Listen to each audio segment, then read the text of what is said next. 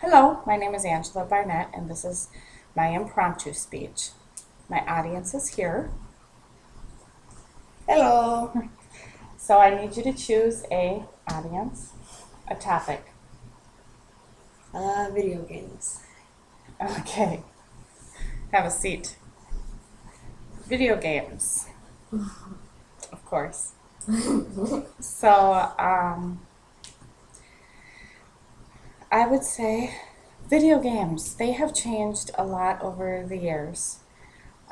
They're still, although even though they've changed a lot, there are things that are good and there are things that are bad. Some of the some of the changes over the years would be years ago, many years ago, when I was a child. I remember when the very first video game came out, and that was called Atari. And it was a little dot that would bounce back and forth on a black screen. And when you died, it was somebody else's turn. After that, they advanced to Pac-Man and Donkey Kong and all those games that we thought were just the coolest thing in the world. We'd take turns, Frogger, a little frog that would jump across the street until he got smashed. We'd play with our friends. They'd come over from the neighborhood and we'd play. We'd take turns. We'd be short, maybe 2 or 3 minutes, and then our guy would get killed and it was the next person's turn.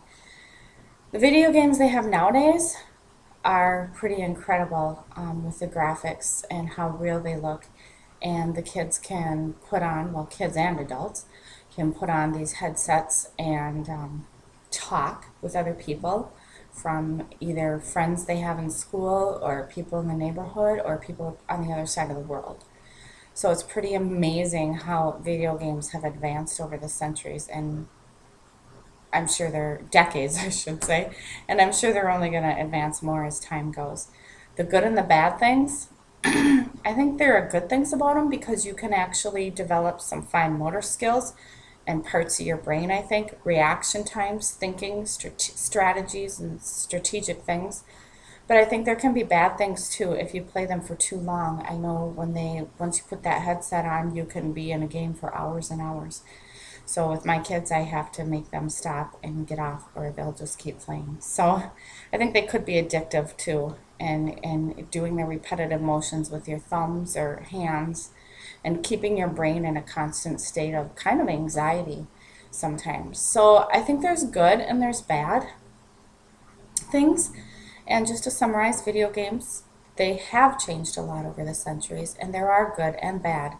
And I think there will continue to be good and bad things about video games.